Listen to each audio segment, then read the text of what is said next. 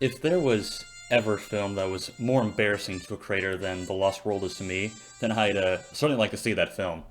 Hello everyone, this is Thomas Brady, the director of this astounding piece of cinema, and we're going to spend the next 2 hours discussing this massive turd. This is a commentary track that I had planned on doing for the longest time. In fact, I actually made a video back in October of 2020 where I announced I'd be doing this, but I just never got around to doing it. I had intended to record this with some of the cast members, but their schedules never lined up with mine, and I decided if I didn't just do a solo director's commentary, then this would probably never happen. So yeah, without any further ado, let's examine this thing. I'll start by explaining the origins of this project and how it kind of came into being here. So it was fall of 2014. I was in 7th grade, and I was browsing YouTube like any 13-year-old would, and I saw the Jurassic World trailer, which was a pretty big deal back when it was released, which I think was, God, I think 8 years ago now. Jesus. It was a pretty big deal. Now, obviously, the hype wasn't as big for Jurassic World as something like it would be for The Force Awakens, but people were pretty excited because Jurassic Park was kind of coming back, and we hadn't really had a good dinosaur movie in a long time, and people were very excited to see dinosaurs back on the big screen again, and I was kind of on that particular bandwagon there. I had always been a dinosaur nut growing up, and in fact, one of my favorite movies for a long time was the movie Dinosaur that Disney made. That was something I just watched on repeat a bunch when I was younger. Every kid has their dinosaur phase, and I was no exception. I love dinosaurs. And it had occurred to me when I watched the Jurassic World trailer that I had never actually seen a Jurassic Park movie up until that time. So I went to the local video store, I rented them, and I popped them into my TV. I fell in love with the original. The sequels, not so much, but that's a story for another day. And I just basically went on a dinosaur craze around that time. I consumed every piece of media that had to do with dinosaurs. I watched King Kong around that time, and that led to kind of a rabbit hole where I ended up discovering The Lost World. It was a film that really captivated me, even more so than King Kong or Jurassic Park did. I can't explain what about it actually intrigued me so much, but I just ate it up. I guess part of the wonderment was that this was technically the first silent movie I ever saw, and I didn't know really what to expect going in, so I guess that's kind of what blew me away there. Which actually, now that I think about it, I was probably watching the 68-minute cut, because in recent years they discovered some new footage, and the film actually is now, I think, almost 2 hours now, but that's besides the point. I love the story of The Lost World so much that I ended up adapting it into a screenplay. I had a pair of neighbor friends at the time, Elliot and Jack Miller, who Elliot would go on to be later my chief VFX artist and my producer on all my films, but I'll get into the story later on in this commentary. And they were sold on this idea. I pitched them to it, and they were ecstatic about the whole idea. Originally, we had set out with the intent of making a live-action film, but obviously that never materialized. It was going to be something along the lines of King Kong by 70s Kids. That's an old YouTube video out there, and I'd basically just have live actors and creatures that are stop motion, and I'd green screen them together. But we realized that was going to be way too ambitious, and the thing that we were most concerned about at that time was the location aspect of it all. I don't know why the location aspect was our chief concern at that time. I mean, not to mention props, costumes, actors, lighting. None of that even crossed our minds. We were just so worried about the location.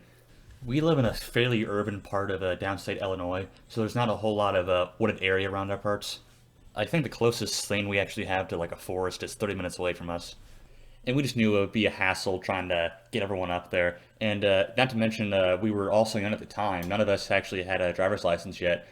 I think I was about 14 when we started doing the pre-production on this film, so there wasn't really a lot of options in terms of driving there. So the whole concept of a live-action movie was quickly abandoned, and we went with the more traditional Lego approach. I can't imagine what that would have looked like. It would have been terrible. None of us back then knew what the hell we were doing. We had maybe a iPhone for a camera, and the only editing software we had to speak of was Windows Movie Maker, so that would have been really intriguing there to see. And we had no props or costumes or lighting or anything of that nature, so yeah, I think the brick film was the right call. Though this was my first feature film, so to speak, I was actually no stranger to stop motion around this time. I actually started doing stop motion when I was around 10 years old, and I just kind of experiment and use the minifigures I had around the house and basically just make short movies, most of which are sadly lost. So stop motion was not a concept that was foreign to me at that time, but doing a project of this scale was something that I never once considered. And back then, doing a full-length movie was something that never actually crossed our minds. We fully intended this to be a 30-minute short film. But even back then, that was still very big for us. I think we finally got going in December of 2015, and then we continued shooting for almost 2 years. Back then, it was just the three of us. There was just me, Elliot, and Jack. Those were the only people that were working on this.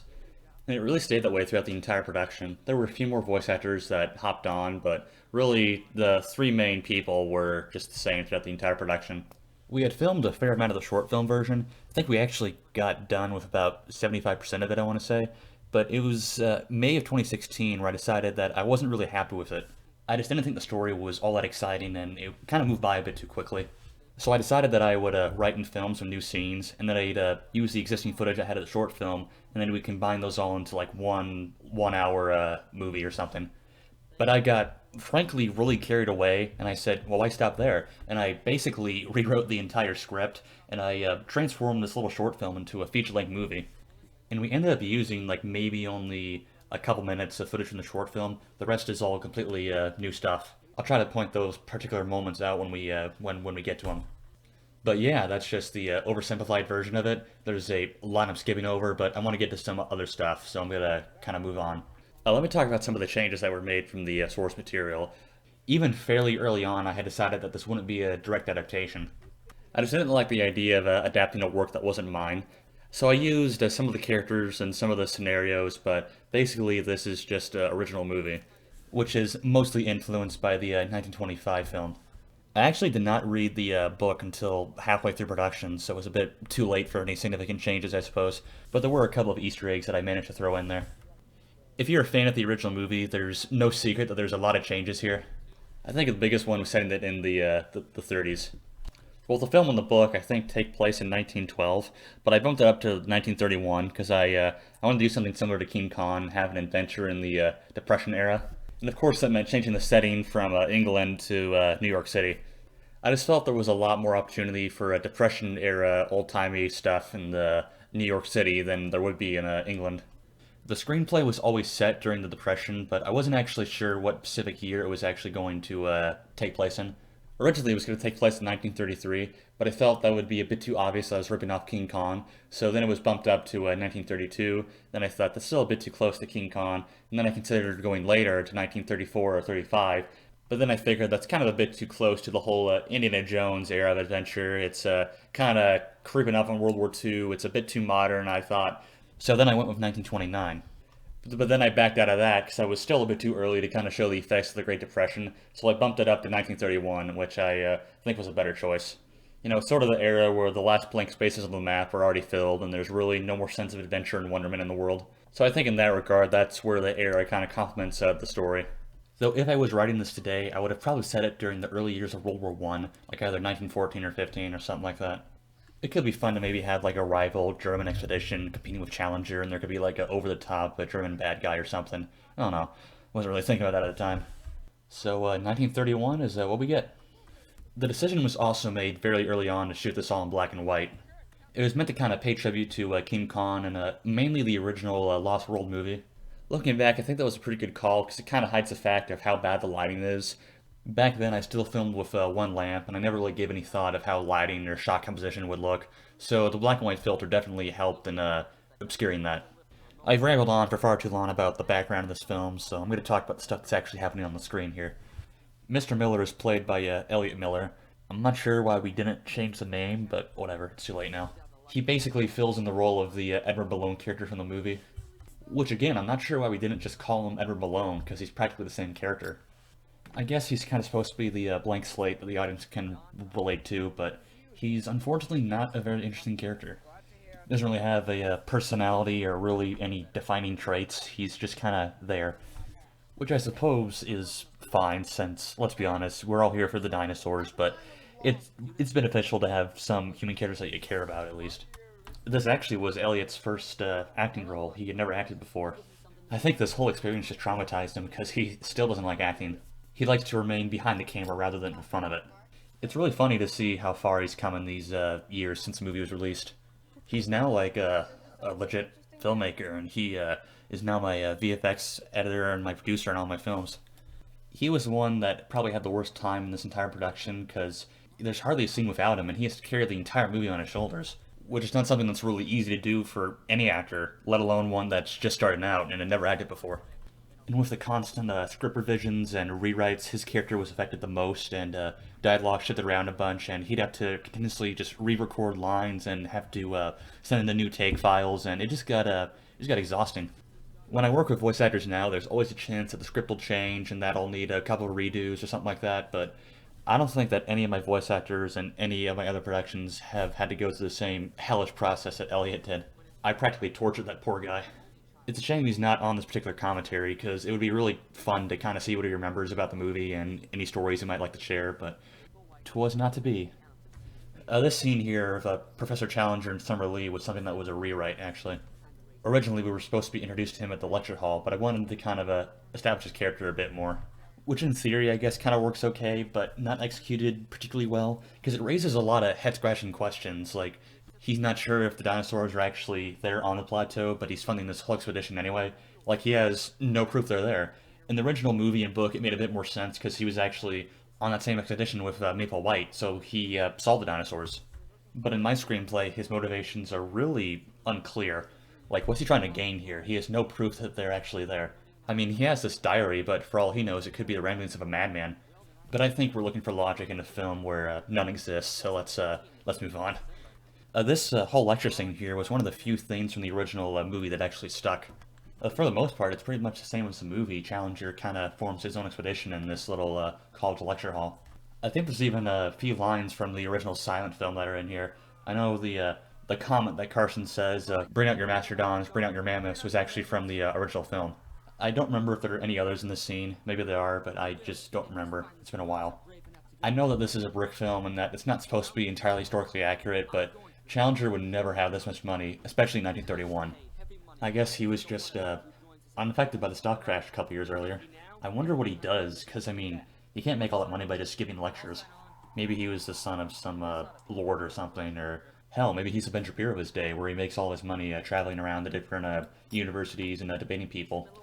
But I guess the money gives more people incentive to join this expedition.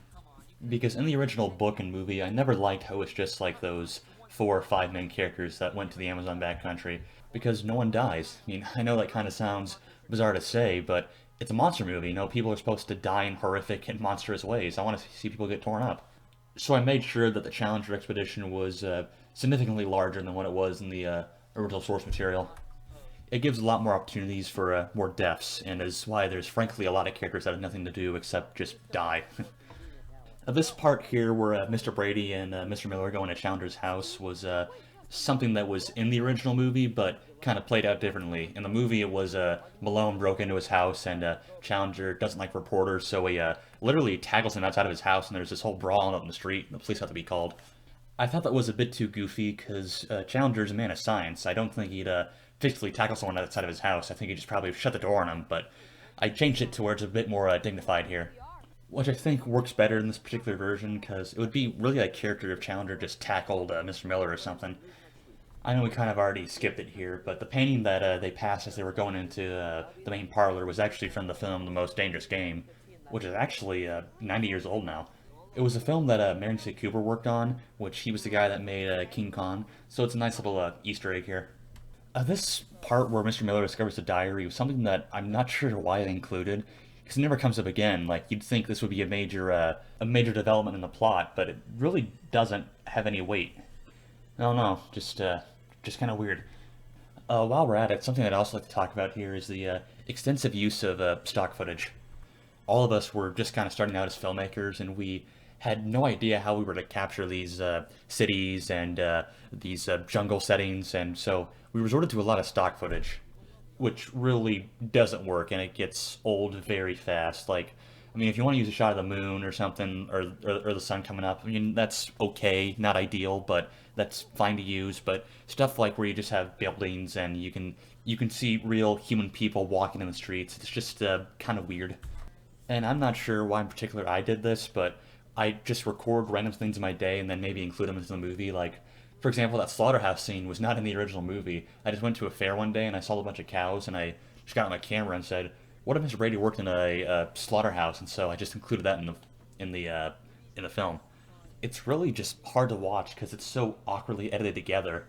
But thankfully I learned my lesson and I never use stock footage, or I only use them for like maybe the moon or something, but pretty much I never use them. So here's where we begin the whole boat section of the movie. This whole portion was added into rewrites because I felt the characters just didn't have enough of an introduction. Because originally, right after Challenger gives this lecture, we were supposed to just transition right to the plateau, and we're plopping with all these characters, and it's kind of overwhelming because we don't really know them all. So I took the time to introduce a few more characters here and reestablish some significant plot points like the diary and how Challenger plans to actually climb up the plateau, you know. But in hindsight, I think that most of this stuff should have been cut because it doesn't really add a whole bunch. It just kind of tacks on the runtime. It's kind of a similar problem that the 2005 King Kong movie had, where they're on the venture for too long. Like, we just want to see the dinosaurs, you know, we don't care about the human characters. If I was writing this today, I would definitely cut out the majority of this. But I guess it kind of further establishes some characters like Fred. And speaking of Fred, let's talk about him. Fred was a character that did not exist in any form in the original script. But then I wrote a scene of Mr. Miller just having kind of an asshole neighbor who just wants all his chairs and stuff to kind of show Mr. Miller's predicament. Because it was a very real situation in the Depression era for people. Sometimes people would have to sell their furniture or, in some extreme cases, sell their family jewels to just keep lights on. And Fred was there to really just kind of hammer on the fact that Mr. Miller wants some adventure. But then over time, I gradually expanded Fred's part to where he eventually became the villain of the whole story. Because originally in the short film, Challenger was actually going to be the twist villain. At the scene at the Spanish fort, he was actually supposed to lure the T-Rex in and try to kill everyone and keep all the rewards for himself. But then he gets killed by the direwolves. But I thought that came out of nowhere, and it really betrayed the character, honestly. So I wrote in a new character to be the quote-unquote villain throughout. Which I think was a pretty bad choice, because the movie doesn't really need a villain. I think the dinosaur is already intimidating enough. And not to mention, Fred's just not all that threatening, which is mainly due to his voice, which I'll talk about here.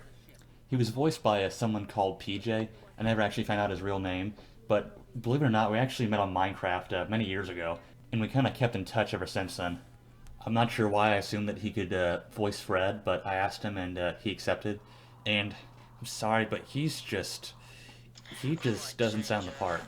His voice just sounds way too young and way too soft to really be taken seriously.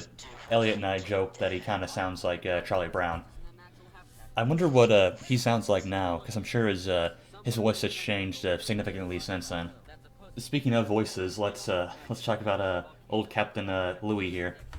He's voiced by Elliot Lifey. I think that's how you pronounce his name. He was a YouTuber back in late 2016, and him and I became friends around that time since I was just starting up my channel. I voiced in a few of his projects, and I asked him if he wanted to voice Captain Louis, and he said sure. The problem is his mic recordings were really bad because they always sounded like this, and you could never tell what he was saying. To this day, I can't explain to you why I kept those takes. I frankly have no clue why I decided to leave it in the final film. I guess I was too lazy to go back and find another voice actor for him, but I really should have, because, god damn, he's bad. I don't like to say that for many actors, because I have a stutter, for Christ's sake. I know what it's like to not always be able to deliver your lines effectively, but he's not good. Thankfully, he's only in the film for this first part here. He never appears again, which, thank God. Could you imagine if you had to go through his voice for the entire movie? This scene here between Frank and Mr. Miller was kind of confusing. I'm not sure why I included this. It was meant to kind of build up John Roxon to be kind of this asshole hunter character, but it really doesn't have much effect on the plot. Maybe to show that he's dangerous or something, I don't know. But I never really did anything with this, and it doesn't really lead anywhere. Looking back, I think it would have been much more appropriate to have Roxon be the villain and just ditch Fred entirely. At least his motivations would line up. You know, he's arrogant, down on his luck hunter. He's kind of watered down, washed up, and this is kind of a last opportunity for him to gain some glory. But that would have just made too much sense, so that was not ever considered. And something else that doesn't make a whole lot of sense is this whole approach to the plateau scene where they're in this little bay here. I don't know what the hell I was thinking here, but I thought stock footage wouldn't be enough to convey the grandness of the plateau, so I drew these little crude drawings myself of the plateau, and oh boy, they don't look good. I think they're coming up in a few seconds here. They should be right about, yeah, right there. Oh, God, those look terrible. These shots were way too ambitious for us. This would be difficult to pull off now, let alone back into 2016, 2017. God, this is just embarrassing. We couldn't even stay content with the drawings. We had to go to Google Images to get some stock footage, or stock images. Brains fried. But anyway, there's one photo where there's a waterfall, and it's clearly not moving, but we just kind of thought that was a-okay to put in our movie. I think the thing that's most embarrassing about this whole situation is that we just saw no wrong in any of this back then. This was just perfectly acceptable to show to people. That's another reason why I kind of held off on doing this commentary for so long, because I kind of wanted to not direct attention to my previous filmmaking mistakes, if you will. But I guess that would kind of be dishonest of me to not show you all where I got started, so here we are. I mean, there was some embarrassing stuff in the legend, and hell, even in the Heart of the Seas, there's some stuff I'm not too proud of, but this film is just, there's almost nothing in here that I can confidently show off as being quote-unquote good.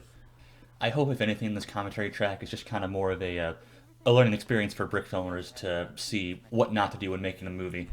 Because, good golly, there are a lot of bad calls and really bad mistakes in here. I guess that, all things considered, I actually do like this scene where Challenger gives out the weapons to his volunteers. It kind of creates a ominous feeling, and the kind of contrast with the blue sky song in the background kind of creates a feeling of unease, like you're not really sure what they're getting into. I actually kind of like the scene. It creates a little bit of tension. It's able to also show some morally gray aspects of Challenger. He's a man who's willing to do almost anything to get what he wants, and he's not going to let anything stand in his way, even if that means compromising the safety of his expedition here. That's kind of another thing I wish I explored more, was the more gray side of Challenger and what he's willing to do to get what he wants. It's kind of dropped in the film and not really brought up too much again. Because we got to make room for scenes like this weird scene. So this little moment between Ben and Charlie was something that was added on pretty late. I had gone to the Shed Aquarium on a trip, which, if you don't know, that's the big aquarium that's up in Chicago. And I just recorded a lot of footage of some beluga whales and some random fish in there. And for some reason, I thought that would be a good idea to use in The Lost World. And so I just created this little scene where they see a bunch of beluga whales outside, which makes absolutely zero sense since beluga whales aren't native to South America, but whatever. Just a dumb kid from the Midwest. And this leads into the whole lifeboat sequence, which is really, I think, one of the most bizarre choices I made in the entire movie. It makes no sense. It goes on for 3 minutes, and we're really not learning anything new. It's just taking up time, which is needed elsewhere. I'm not sure why I thought this scene would be exciting, or that audiences really needed to see this stuff, because this is mainly the stuff you leave on the cutting room floor, not stuff that you leave in the movie to pad out the runtime. I think it's so baffling because this is really an easy fix. You just edit it out and say they're in the water. You don't really need this elaborate sequence of them loading the lifeboats. Not only is this sequence not needed, but it introduces more characters that we don't need either, such as Colin the cameraman here. Now, from a narrative perspective, this actually makes a little bit of sense, because if I was Challenger, I'd want a photographer to come with me to the Plateau to kind of have proof that I discovered dinosaurs, but any other character could have filled in that role. Like, why not give Mr. Brady or Jackson or Carson that camera, you know? We don't need another character to add to the whole ensemble here. That's another big problem with this film, is that there's just way too many characters. You know, having a large cast for a adventure movie like this is totally fine, but you gotta give them something to do. They can't just stand in the background and just wait to die, you know, they gotta be active in the story. A lot of characters really have no personality either. Like, can you name me one defining trait that Jackson has, or something that Colin contributes to the story? And there's really nothing there. Any line can really be said by any character, which is kind of a problem. It also doesn't help that 80% of the characters are voiced by me, so you can clearly see it's just one guy voicing them all. I don't even try to hide my voice, you can clearly tell it's me doing them. I'm not sure why I didn't seek out more voice actors to voice these respective characters, but I don't know, it could be a lot worse. You could be dealing with Elliot Lifey and his mic bumps the entire movie, so at least you avoided that, I guess. But one thing that you could not avoid was this lifeboat scene, which is, God, it's still going. Something that's also really bad about these first 20 minutes is the set design. I mean, for the most part, you can kind of go through the whole movie without having too many elaborate sets because it takes place in the jungle for the most part. But for this first part of the movie where they're indoors or they're on a ship or in New York City, the set design is really simplistic and it kind of shows. There's just a great base plate and maybe a few castle pieces. There's really not a whole lot to look at. But in our defense, even if we were making this in like 2022 or 2023, it would still be a really difficult feat to pull off making 1931 New York. But even with that said, the set design is still really bad. But thankfully, that problem is kind of dropped as we move on into the sets of the jungle and swamps and so forth. So you don't have to deal with it for the majority of the movie, but you still got to sit through those first 25 minutes or so. This whole scene of them getting lost in the river, while kind of pointless, actually makes a lot of sense. The Amazon rainforest is a pretty damn big place, and it's fairly easy to get lost, I'd imagine. So of course, explorers would probably take a wrong turn or take the wrong stream or whatever, and that would explain kind of why the plateau has remained relatively undiscovered for these past centuries, except for the Spanish conquistadors that are later established to have discovered the place. If I were writing this today, I would have probably made it even more difficult for them to get there. Like maybe even like a river rabbit scene could be fun. I don't know. Something where the locals don't really exactly know what's up there, but they know not to go near it. And speaking of the locals, oh boy, let's talk about them. Yeah, I'm sorry guys, there's no getting around it. This is embarrassing. This plays into every stereotype and every preconception that European explorers have burned into literature and movies and so forth. To them, all natives are backwards, uncivilized heathens that don't believe in God and they need to be saved from their savage ways. And I unfortunately played into that very heavily here. I know both the book and movie kind of also reinforce that factor, but this film was made in the 21st century, so there was really no excuse. We've changed a lot since the 1920s and 1912, I think, is when the book was published. So really, this is just kind of a fault of my own, and I'd like to apologize for that. The natives here have about as much dignity as something like a headhunter from Gilligan's Island or the natives from the original King Kong movie. But keep in mind, this film was made by a very white 15 or 16-year-old from central Illinois who really didn't understand how these things worked. I saw no wrong in any of this back then, which was a terrible mistake. None of them even have any characters. There's just a white guy that's speaking for him. And speaking of which, Major Hibbert here is voiced by Austin Kiefer. He is this film's, frankly, only saving grace. Casting him in this role was probably the only thing I did right in this entire production. I won't go too in-depth here with Kiefer, since I've already sang his praises enough in the Heart of the Seas commentary. So if you really want to hear my full thoughts on Austin Kiefer, you should probably go check that out. But anyways, he's the only actor in this movie that even remotely sounds like he knows what he's doing, which is a very good thing. Kiefer has a very extensive stage and film background, so he of course knows how to put on a good performance in anything he's in, even in trash like this movie. I wish Kiefer was utilized a bit more, because he's the only voice actor that actually sounds good. But unfortunately, Major Hibbert was just such a minor character that it was kind of impossible to expand his role. He exists very briefly in the movie. He's the guy at the very end that comes across a brontosaurus in the mud, but I don't think he was in the book at all, to my knowledge. There's only really so much one can do with a character like Major Hibbert, and I unfortunately wasted my best voice actor on such a minor part. It also didn't help that I met Austin really late, and he wasn't cast until very late in production, so kind of right towards the end there. I wish I met him before we started production, because Kiefer really should have been in the movie more. Imagine him playing someone like Challenger, or maybe even John Roxon or something. That could have been really cool. But he's in the film as Major Hibbert, and unfortunately that's all he's in it for. So moving on here, we're approaching the plateau, and if you notice, there's one particular shot that looks like absolute shit. It's the overhead shot where I drew the river and the canoes in it. That was a shot from the original short film. It's one of the few shots from the original short film that survived into the final product. I think that particular shot there was made in December of 2015, so God, that's like 7 years ago now. Jesus. I have no idea why I didn't refilm that particular overhead shot there, but whatever. It's in the film now, I guess. Speaking of things that are in the film, let's talk about Ben and Charlie. Those two characters kind of fill in the Austin and Zambo role from the movie.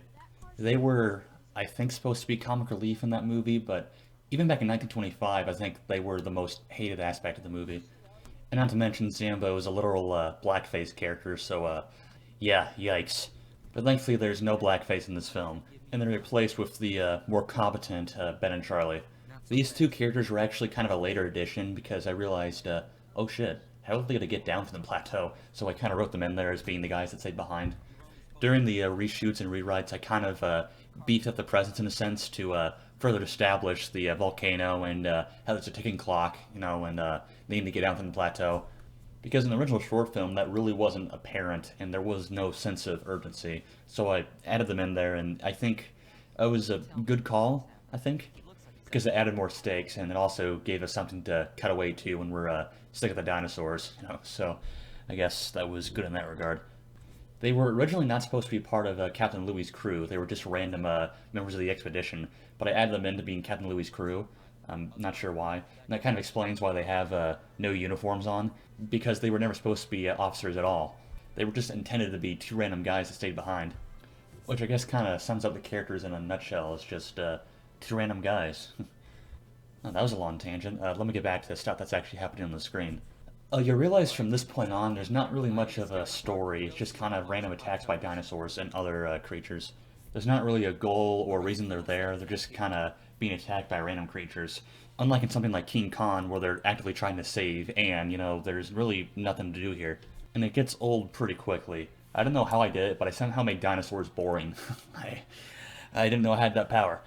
This is really more of a problem with the script, because the script was written with just random encounters in mind and not really a story to tie it all together. I suppose the book was kind of similar in that regard, but it actually had engaging characters and somewhat of a story, but here this has no story and no engaging characters to speak of. So it just kind of becomes a lifeless adventure here with no sense of real stakes or urgency. It's just a bunch of random encounters with dinosaurs, and speaking of which, this is our first introduction to dinosaurs in the movie. In the original short film, it didn't actually play out this way. We were supposed to be introduced to dinosaurs with the T-Rex attack, but I wanted it to kind of be more of a whimsical moment, if you will. So I added in this Brachiosaurus herd that they have to avoid, and it's totally a ripoff of the film Dinosaur, where Aldar encounters the herd for the first time. But there's a lot of rip-off moments in this movie, so I guess it's fine. You realize very quickly that not a lot of the dinosaurs in here are actually made out of Legos. I guess some of these are justified, like at the time there was no model of a saber-toothed tiger and there was no model of like a Ankylosaurus or anything like that. But some of these are a bit more questionable. Like there was clearly models of a Brachiosaurus around back then. I mean, they were the older vintage ones, sure, but they still existed. The real reason I used so many action figures was that I was a 15-year-old with no money. I had no means to really buy these dinosaurs online, so I just settled with what I had. And it really leads to a big inconsistency throughout, especially when the T-Rex appears. And speaking of which, here he is. Like I mentioned previously, in the original short film, this actually was the first dinosaur we encountered, so it was a lot more threatening, not really whimsical, if you will. But I do really like the T-Rex and how it's used in the movie. He's kind of the sort of villain of the piece, actually, because he's the one that's actively tracking them, and he kills most of their party, and I think it would have been a lot better if he was just the main antagonist and I just ditched right altogether. But like I said before, that would just make too much sense. Despite how poorly animated the sequence is, I really do like this chase scene. It's really exciting, and it's kind of fun. It's something that's right out of the original King Kong, and it really kind of pays tribute to that in a way. That's another big problem this film has, is that I don't think it has enough fun with its concept. I mean, these are dinosaurs, go crazy. I don't think we really take advantage of that in the movie. Oh, those were some lovely gunshots there, weren't they? It's really interesting to see how far we've come. We were just using cotton balls back then. We really had no special effects to speak of back in those days. And now fast forward, like 7 years later, we're doing completely CGI Krakens. It's really surreal to see where we are now. But unfortunately, we still had a very, very rough beginning. I like how fast the T-Rex kind of gives up there. Like, he really could have eaten them all, but he just kind of walks away and gives up. Fuck you guys, I'm going home. Also, I have no idea why there was a scouting party that was sent out, because isn't the whole point of the expedition to kind of explore the plateau? Why do you need a scouting party to go out and see what's ahead of you? That really doesn't make any sense. You're already there to explore it, whatever. I'm just kind of applying logic to a film where there really is nothing that makes sense here. And speaking of things that make no sense, why was Summer Lee chosen to see if the T-Rex was gone? He's like the last person I would have picked. Why not send someone like Roxanne or Frank or Jackson, for God's sake? They could have done a much better job than that old buffoon. I guess this film was written by a 14-year-old after all, and that's how you can tell. I'm starting to realize that we were using those base plates back then as the backgrounds, and they do not look good. Thankfully, that style did not stick around very long, and we moved on to kind of sheet backgrounds for the Leiden and Heart of the Seas. We did not retain the base plate backgrounds for my films, which I suppose is another benefit to having the film in black and white, because if this was in color, you could clearly see that those backgrounds were green, and it wouldn't really look all that good, and it would be really distracting. It doesn't become too much of a problem where you can't watch the film, but it still doesn't look very good. At least I guess you can still see what's going on, which is not something that's really true about my other work. The thing I hate about this movie is how much better looking it looks than something like The Legend does. I don't mean in terms of content or story, but I mean in terms of the quality of the image. You know, say what you want, but most of the movie is actually in focus and you can tell what's going on. Unlike something in The Legend where a lot of it's blurry and a lot of stuff's obscuring the frame, and you can't really get a sense of what's happening. I guess that was a major problem when I was doing The Legend because I still wasn't used to doing color yet, and so that was kind of a problem with the transition there. But I guess we finally figured that out in the Heart of the Seas, and we adopted that two lamp system. So thankfully, we finally got higher quality images. God, that was a stutter there. And now you see, kiddos, why these commentaries take so long, because I stutter on almost every take I do. Here's where the Velociraptor Valley sequence begins. I actually think that for the most part, this scene really holds up. I was watching the film the other day to prepare for this commentary track, and I said, wow, that's actually not terrible. Of course, the animation's a bit choppy, but I think for the most part, the sequence is competently edited together, which is unfortunately something that's sorely missing throughout the rest of the movie. There's a shot here that's coming up in a few seconds where they're in a valley with cliffs. It's right there, actually. That was actually from the original short film. And I think that was actually in the trailer, so yeah, that was my first video on YouTube. And in contrast, the scene with the Dimetrodon was actually the reason I started doing all these rewrites and reshoots. I was starting to assemble the short film together, and I thought, they get away from the Raptors a bit too easily. And I was considering maybe going back and reshooting that scene, and I went to a Dollar Tree one day, and I saw a Dimetrodon toy that was just ginormous compared to a Lego minifigure. And so my wheels and my head started turning, and I decided I'd go in and I'd extend the scene, and I'd shoot a bit more of it. And after that was done, I decided, why don't I do that with more scenes? And so it was, fortunately. So this scene is really the reason this movie took so long, was just because I wanted to add more shit to it. I guess it's always cool to see dinosaurs fighting each other, but this scene was really not needed. Now, this is something I'm sure I'm the only person that's going to care about this, but I think the Raptor is a bit too modern of a dinosaur to include in a vintage adventure film like this. Because with something like the Dimetrodon and the T-Rex that are in the old artworks of Charles R. Knight, and they're discovered at the turn of the century, but with the Velociraptor, it's kind of more of a modern dinosaur made popular by the likes of Jurassic Park. So I don't know, I don't think it fits with the whole vintage feel of the movie, but I'm sure none of you care, but I just thought I'd state my thoughts on that. And now we're moving on to Summer Lee's death scene here. I think that killing him off this early was a big mistake on my part, because I do kind of like the relationship that him and Challenger have in this movie. They're not enemies like they are in the book and movie, and I kind of like how they're a bit more chummy in this version. I kind of like the idea that it's the unlikely pair of two nerdy scientists that fund this entire expedition. They aren't really athletic adventurers, they're just men of science, and I kind of like that. I also think this death was a bit too cruel for Summer Lee. I should have saved it for someone like Fred or something, because it's a bit mean-spirited, isn't it? But if you're gonna get killed, it might as well be by a raptor, so why not? Also, looking back, it really bugs me how Mr. Brady just does nothing and just sits there. I mean, dude, you have a rifle. Use it. Save him, you know? Don't just sit there like an idiot. Also, while I'm thinking of it, I should probably talk about Jack Miller here. I should have talked about him before one of his characters dies, but better late than never, I suppose. While Elliot probably had the worst time out of all of us recording these lines, Jack didn't have it quite so easy either. He got pretty annoyed with all the redos that he had to record due to the script revisions, and we almost had to hound him to make him record his lines. When he did record his lines, he was always the type of person that would just say, okay, let's move on. He never liked to do more than a couple takes. It kind of reminds me of that classic outtake of Orson Welles doing the P commercial, where he'd say, what do you want me to say it again for? I just did it right. Well, he wasn't, let's just say, the easiest person to work with, he eventually would always get his lines in, so I was truly grateful for that. I think I mentioned this before, but I think Jack Miller is the only actor that's been in all three of my main series films. He plays Summer Lee and John Roxon in here, he plays Master William in Legend, and he plays Governor Lee in Heart of the Seas. So he's been in all three of them. I know we've kind of already skipped past it here, but I want to talk about how this Raptor scene ends. Originally in the 30-minute short film that we did, the Raptor chase ended pretty abruptly. Like, there was that one shot I mentioned previously of them going up the cliffs that was in the original short film, but it ended right there, and it cut right to Challenger. And when we extended the sequence, we were kind of struggling of how we ended the sequence, because Raptors aren't just going to give up on them. So we experimented with a few things, but ultimately we kind of half-assed it, and we just had them jump off a cliff and then go back to Challenger's camp. Probably not the most realistic way to end that sequence, because I'm sure the Raptors would have jumped down the cliff after him, but whatever. It's in the film now. This whole part right here where Challenger kind of packs up and leaves is actually, I think, the only rational choice made in this entire film. Because if a few of your men are already dead and eaten by dinosaurs, you'd probably want to haul ass out of there, you know. I actually do kind of like how Challenger isn't just pig-headed here and he doesn't bury his head in the sand. You know, he's a reasonable man, you know. He understands that the expedition is pretty much over. They came here, they got what they were looking for, and it's now time to head home. It would have been really easy to make him into a bad guy here and say, no, we're staying, but I actually kind of like how they get moving here.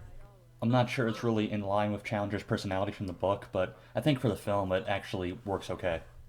This scene here of the Ankylosaurus was actually taken from the 1996 Peter Jackson King Kong script, which for those of you who don't know was his project before the Lord of the Rings happened. And actually, I think it's a pretty good script. It's kind of like if The Mummy and Raiders of the Lost Ark met Jurassic Park, and I dig it, you know? And there's a moment in that script where Denham saw an Ankylosaurus and he instructed the sailors from the Venture to throw rocks at it because he was afraid that people would think it's a man in the suit. And I kind of like that moment, so I incorporated it into the film here. There's actually a few lines that I think are lifted, like pretty much word for word from that script. While I think it's a cool moment, I don't think it quite works in this movie, because it kind of makes Challenger just turn into a giant asshole here.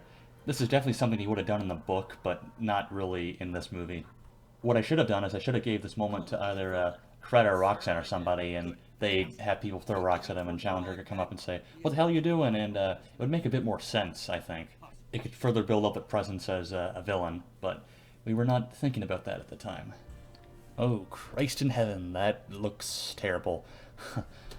So for that overhead shot there, I don't know what I was thinking, but I slowed it down because the music wasn't quite syncing up to it, and that was a mistake because it's really, really slow. My animation is usually very slow. Hell, I'm only usually at 5 frames, but even then, that's very slow for my standards. And this is the part where you say, what standards? Just end my suffering. What a fun commentary, right, kids? You're learning a whole lot about filmmaking here. Okay, I guess back to the movie. So this whole Brontosaurus chase here was something that was in the movie, but not really in the book. Well, kind of. I'll get to that in a second. In the 1925 film, this is more played as an accident. The Brontosaurus is kind of portrayed as being a curious big giant, and he's just playing with a log until it kind of falls down, and they're stranded now. And I kind of felt that was anticlimactic, even in the film, so I kind of made it into an action scene here, where it's the character's own fault that they're stranded. In the book, this actually played out differently. As they were scaling the plateau, one of their guides, Gomez, I believe his name was, he actually destroys the log bridge, and he leaves Roxanne stranded there, because there was some backstory where his brother, I guess, was like a slaver or something, and Roxanne killed him, and he wants revenge. It was kind of silly, but the point being is that Roxanne eventually shoots Gomez, and they're stranded there in the plateau. And of course, this whole log sequence is a big homage to King Kong. I always like that scene where the sailors are being shaken off the log, and so I incorporated it into here. Now looking back, I am not sure why I thought it would be a good idea to include footage from the 1925 film here, because it's clearly out of place. Like, you can tell this is not my my own footage. Willis O'Brien is clearly much more of a better animator than I am. But that's a problem with the majority of the film, is that there's too much stock footage, or rather footage that's not my own. There's just a lot of really long and elaborate shots that aren't my own, and you can really tell. It's funny back then that I actually thought this looked good. I thought this was cohesive, and looking back now, it's just embarrassing. Like, how did I deem any of this acceptable to be shown to people? The fact that people are still watching this film is just something that's just baffling to me. And there's the intermission. Yay. Now, to tell you the truth, I don't know what I was thinking here. I don't know why I thought that this film needed to have an intermission. The film's only like 2 hours, it doesn't need one.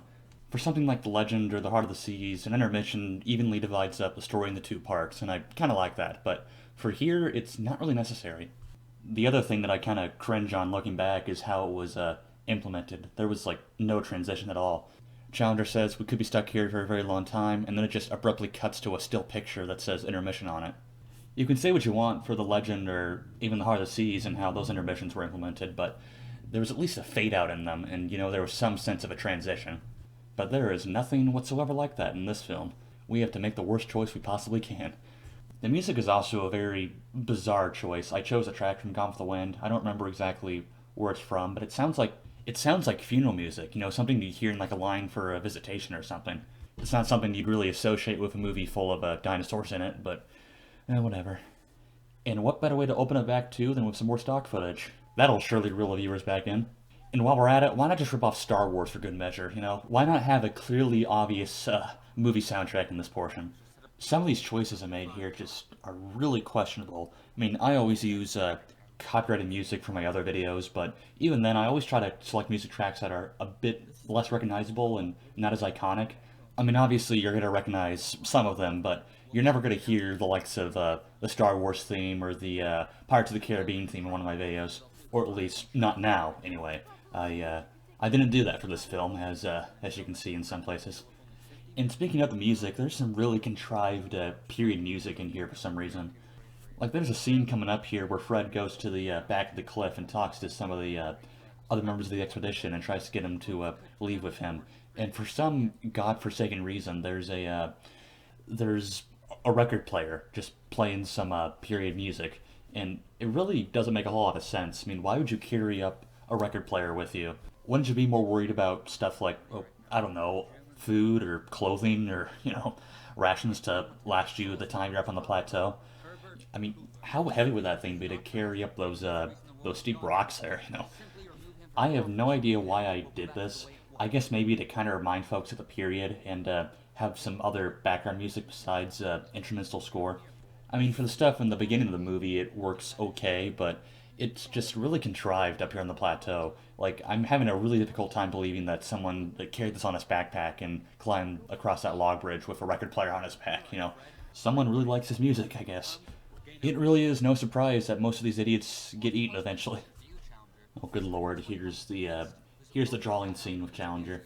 Now, my reason for doing this scene is, I guess I wanted to provide a scientific reason why the dinosaurs are still alive, because it's not really addressed in the movie, but it really it's not needed, obviously, and it's so awkwardly implemented in here. Like, there's footage of just me scribbling some dinosaurs, and it looks atrocious.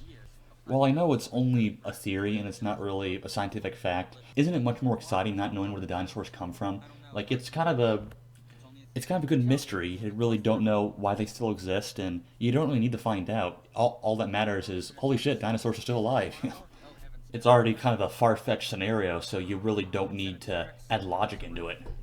And speaking of things that have no logic, here's the Allosaurus versus T-Rex scene. This whole scene was actually from the original short film, and you can clearly tell it begins with like a really, really crappy drawing of an Monosaurus that the Allosaurus just kind of comes down and chomps on, and then the T-Rex comes out of nowhere, and there's this fight scene that isn't very long. All of this footage here is so poorly shot, and it doesn't mix well with the new stuff. Like, you can clearly tell that these aren't filmed in the same year, so it's really, really awkward. Not to mention that editing this on Movie Maker was not a good idea. So it's really kind of hard to explain without physically showing you, but I'll try to do my best here. So on Movie Maker you can divide up your clips and cut them up. Obviously it's an editing software, but since we're doing stop motion, sometimes there would be a couple seconds of a scene that you don't want in there that somehow appear in the final cut, and it was a pain trying to remove those. That's why Fred's lines were such a problem to get in there. And it's a problem in the film too, because stuff from the short film that you don't want in the final film, unfortunately, has to stay in there. Because if you cut it any earlier, you risk losing the footage that you want. Like that, I'm trying to There's an example earlier in the film where Mr. Miller and Mr. Brady are at each other's house, and it says later at the cafe, and I couldn't cut that out because it would cut off so early that you'd miss the rest of that scene, even though it happens like 5 seconds later. I'm sorry for such a long tangent there. You probably don't know what the hell I'm talking about, but the moral of the story, kiddos, is always edit on Premiere. Don't go to Movie Maker. I don't know, maybe Movie Maker is better nowadays, but this was back in 2015, 16, so it was not good back then. Anyways, I'll get back to what's happening on the screen here. So this whole fight between Challenger's men and the T-Rex was something that was really beefed up in the reshoots. In the original short film, they run across the river and the T-Rex pursues, and there's a few gunshots, and Mr. Miller, I think he shot a little pistol shot into his eye, and the T-Rex would get really mad and he'd run away, basically. But I thought that was a little too anticlimactic, and they got off a bit too easy. So I wrote this scene here where they'd be behind a log, and they'd basically almost like a Civil War battle. They'd take turns reloading and shooting at the T-Rex, and the T-Rex would come and swipe down and kill one of their party and such, almost like a video game. I actually think this reshoot, it actually works. It provides a bit more excitement and tension where it's kind of lacking, and it's also a homage to the original 1925 film. There's a scene where the Allosaurus attacks the camp, and Edward Malone, he takes a torch and he shoves it into his mouth, and that scares the Allosaurus away. And I noticed in Jurassic World Dominion that Ian Malcolm does the same thing when he sticks the torch into the Giganotosaurus's mouth. I'm not sure if that was a intentional reference to the 1925 film or if it was kind of an accident, but either way, it looked pretty cool. And not to mention, this scene gives Mr. Miller something more to do, because up to this point, he's really kind of a inactive character. He doesn't really do a whole lot. So having this little heroic beat for him makes his presence a bit more warranted.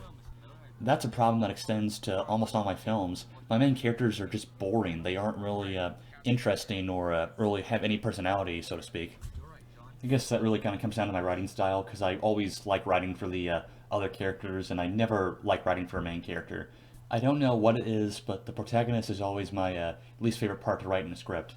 And it kind of shows in my works, especially in this film.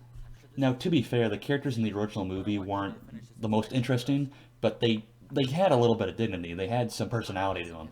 But there's just nothing at all here. We have to deal with Fred and his plan that makes no sense. I'll talk about him later, but there's something I want to talk about before I forget it. There was a deleted scene, actually, that we just passed a little bit ago. There was a scene involving a Sarcosuchus. I think that's how you pronounce it. I've actually, now that I think about it, I've never actually had to say that out loud before, but anyway. It was basically a giant prehistoric crocodile, and there was a scene where it attacked the camp right before they see the Monosaurus, and it actually appears very briefly in the trailer for the film that's up on my channel. When I was doing the rewrites for the film, I realized that it didn't really have a place anymore in the movie, because it was bombarding the audience with too much dinosaur antics. We already had this attack with this giant crocodile, and it kind of deflates the impact of the T-Rex and Allosaurus fight. You know, it was just a little too much, so I ended up chopping it out. And unfortunately, it is lost forever. I'm not even kidding. I edited this whole movie on my old laptop, and a couple years ago it crashed for some reason.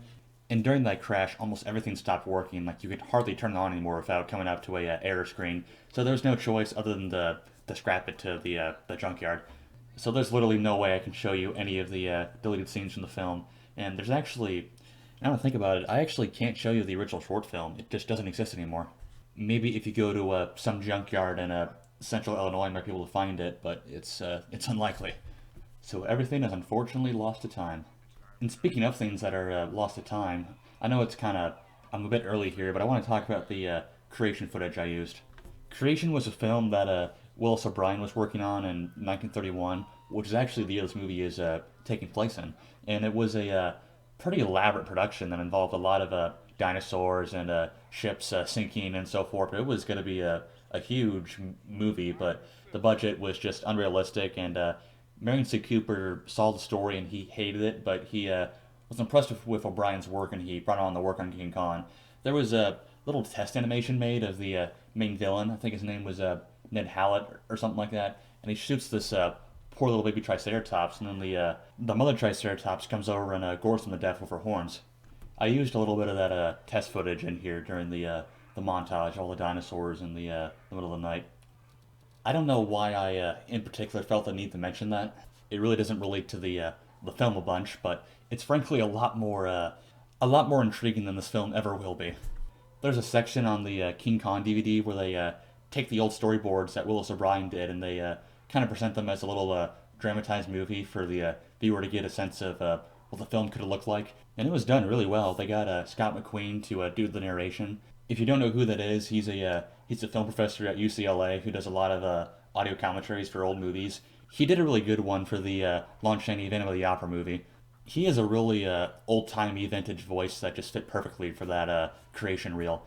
I just find old lost media fascinating, just knowing that we'll probably never be able to see what it looked like, but just kind of speculating on what it could have looked like is just really fascinating to me. And on the topic of lost media, kind of circling back to the actual movie here, there was a deleted original version of the Irish elk scene. Originally, what I did in the cutaway shots where you show the creature, it was a Lego horse, but he had antlers that were attached onto him, and it really looked kind of goofy. And so I cut that out and I refilmed it with just a moose action figure, and it looked a little better, but not really.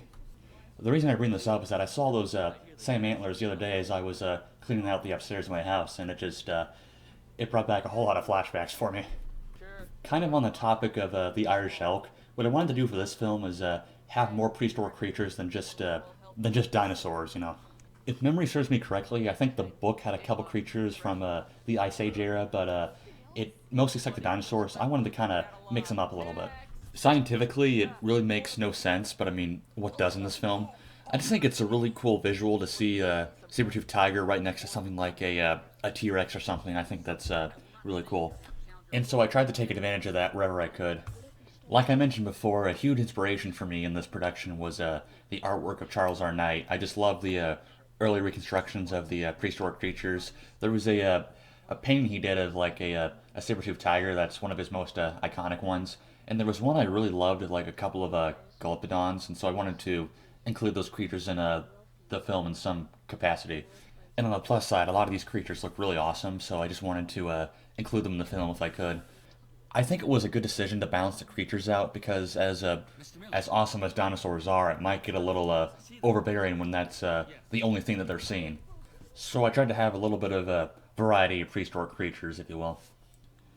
And here we are back to Ben and Charlie. This whole section here was something that actually ended up getting rewritten. As it was shot in the original short film, Mr. Miller and Mr. Brady would be able to get to the plateau and talk to Ben and Charlie multiple times, but then I figured that doesn't make a whole lot of sense, because if Challenger's expedition is moving southward across the plateau, how are they able to talk to Ben and Charlie? Because they're in the same place, so Mr. Miller and Mr. Brady would have to track across many miles to get back to that same spot there. So I rewrote it to where they discovered a footpath at the other end of the plateau or something. It doesn't really make a whole lot of sense, but at least it's kind of an explanation and clears up that little plot hole. Something that it doesn't clear up is how they're able to talk to each other from the top of the plateau there. I don't know how they're able to hear each other from up there, but whatever. It's a movie. It's a film where dinosaurs exist. I'm not sure that this is really your main concern here. And this is where we begin the whole marching section, if you will. And in what's been a constant theme of this commentary, I have no idea what the hell I was thinking here. This was not something that we needed to see, and it really takes up the runtime, and it doesn't look very good. The animation throughout the film was not very good, but it's especially shitty here. Like, it's really bad. Which I guess is bound to happen when you're moving so many characters at once. That's something I still struggle with now. I guess I thought that I was David Lean back when I was 15, and that I could get away with all these long takes here. But unfortunately, I miscalculated. Big time.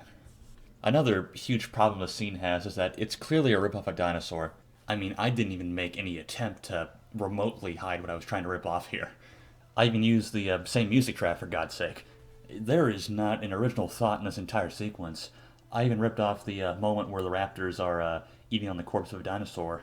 Like, that's just a moment I ripped off. I mean, there's nothing new done with it. It's just from Dinosaur. This is not a homage or a tip of the hat. This is just a ripoff. Good God, we are still going. I mean, I guess it's not as bad as a Lifeboat sequence, but it's pretty bad. It goes on for quite a while, and it doesn't need to exist. I guess I can kind of represent the movie as a whole. It just doesn't need to exist. And I guess this commentary doesn't really need to exist either, but here we are. Something that I attempted to set up here, I'm not really sure if it was communicated that well, but the T-Rex was supposed to be tracking the Challenger party. Like, I guess my reasoning for this was that Roxon earlier had led that group into his territory, and he was very aggressive, and so he wants to make sure they stay out of his territory or something. I don't know. It just gives the excuse to have the T-Rex be in the movie more. In both the book and movie, there were a bunch of random encounters, but not really a singular dinosaur threat.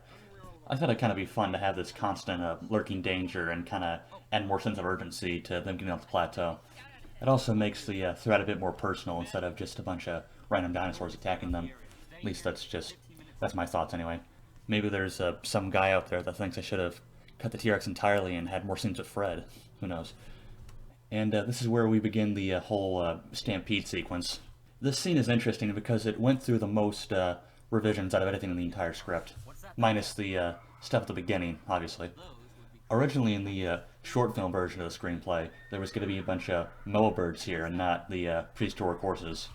I always loved moas and how they were 12 feet tall, and they just looked pretty terrifying. And so I thought the thought of just a horde of them chasing down these humans would be just a really scary thought. But that's the idea, that's just what I thought. It really wasn't executed how I imagined it looking.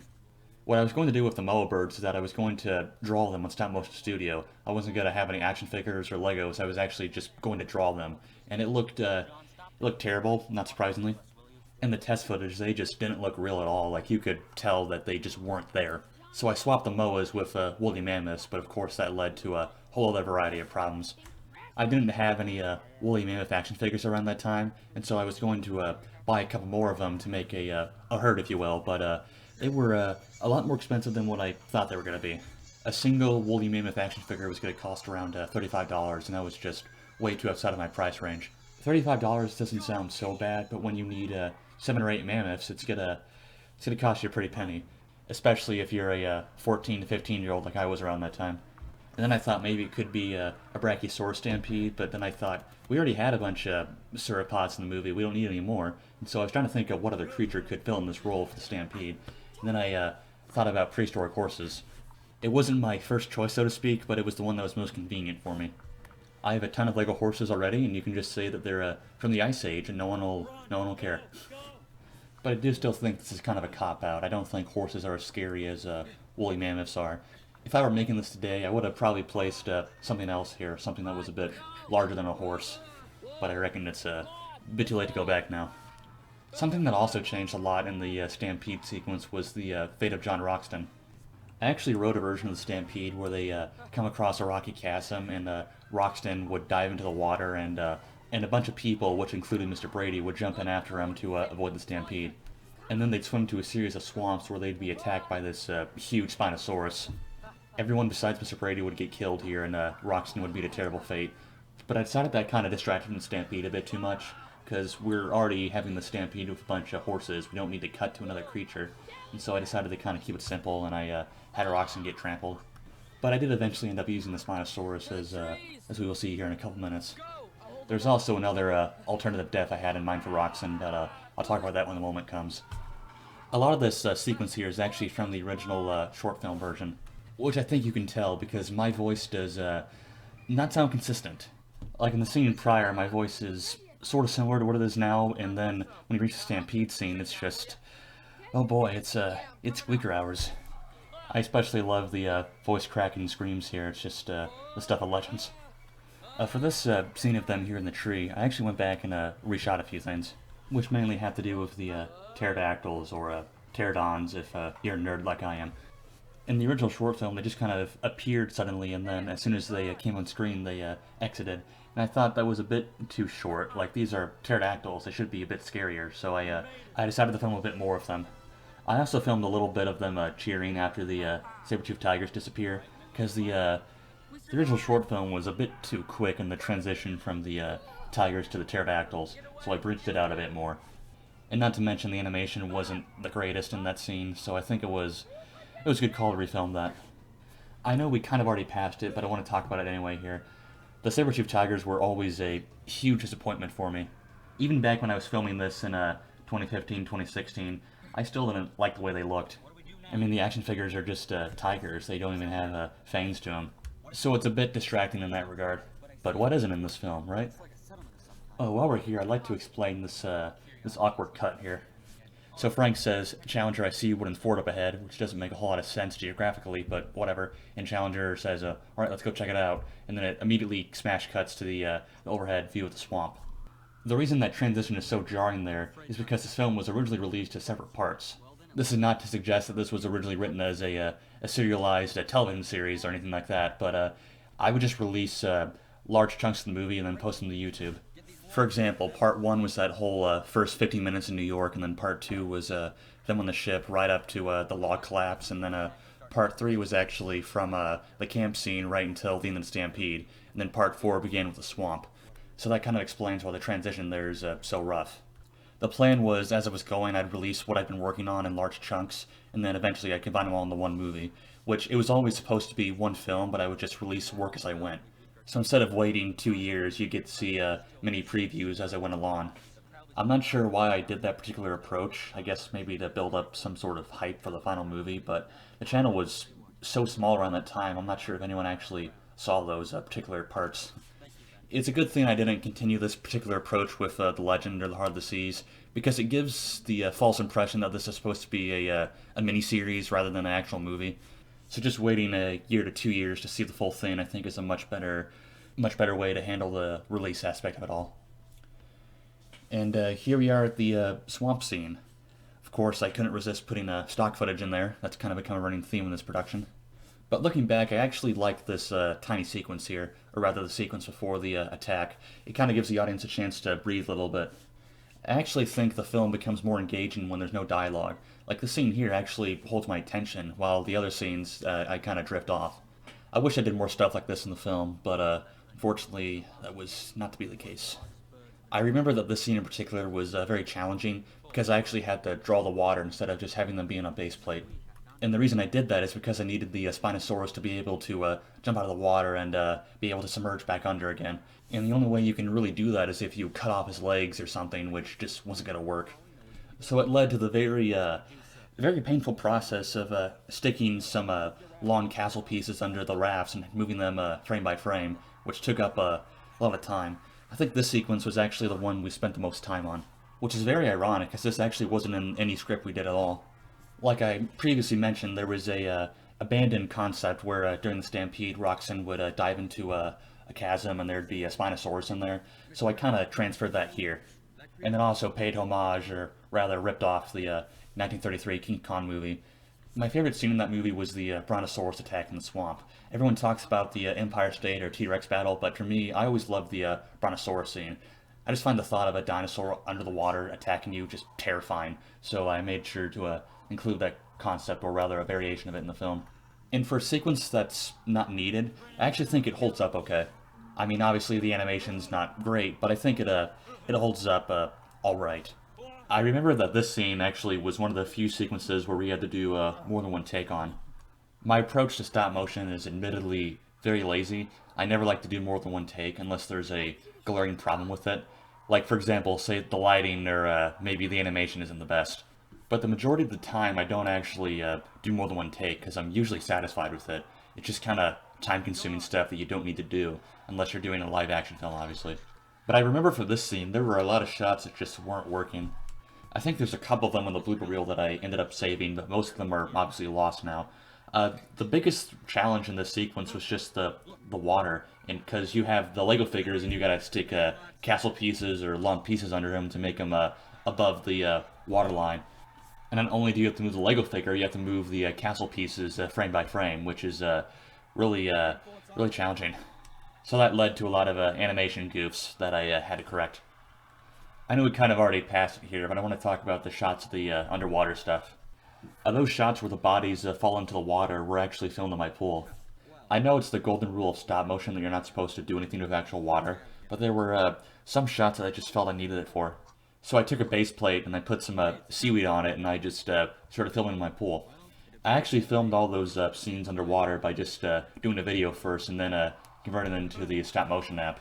It was kind of nerve-wracking because one wrong move and your phone could fall into that pool and you could lose everything in the movie. So I made sure to be extra cautious when I was filming those scenes there. I guess I'm kind of a irresponsible filmmaker in that regard because I almost never save anything to a Google Drive or anything like that when I'm in production. So if my phone were to get broken or wet or something, that would just be the end of the movie. There would just be no more footage left, which is an insanely risky approach. I'm not sure why I keep on doing that. I'll have to do something else in the future.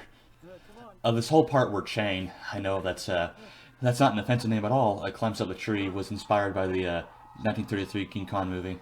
I use even some of the same screams here. So again, it's not really an inspiration, more of a ripoff.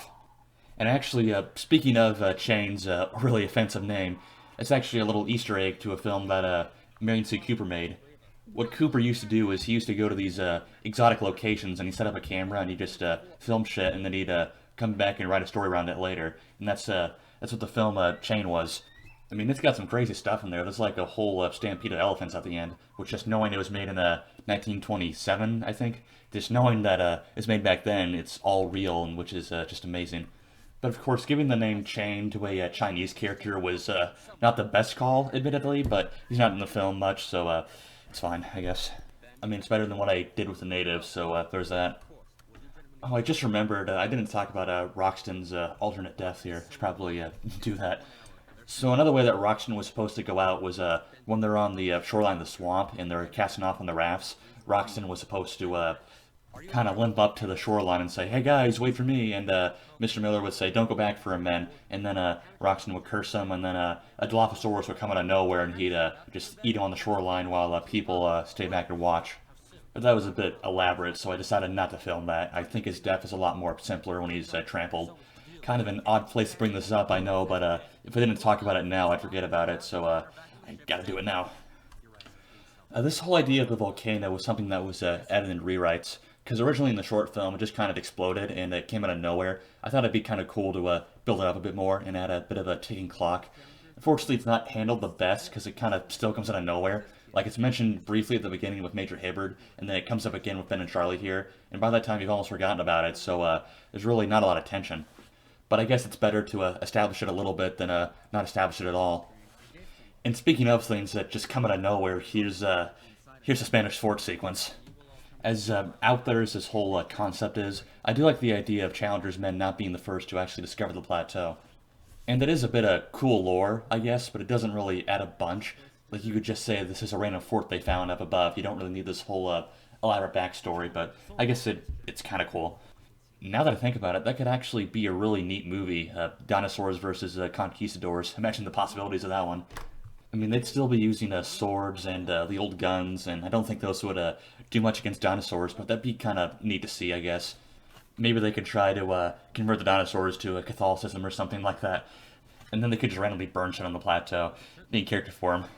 One thing looking back that kind of bugs me, and actually really bugged me when I was filming this, was the lack of any conquistador armor. Back then I had a bunch of Lego castle armor, but I didn't have anything from the Spanish pirate line that I wanted.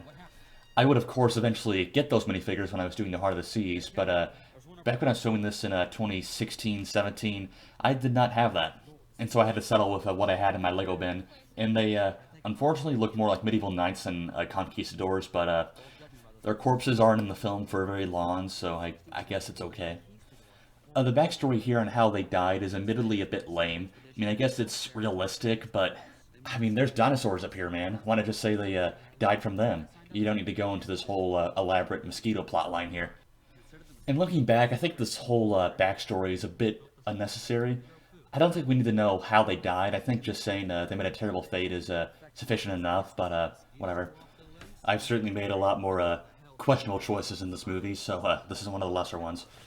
A lot of these scenes inside of the fort were actually filmed when I was doing pre-production in The Legend.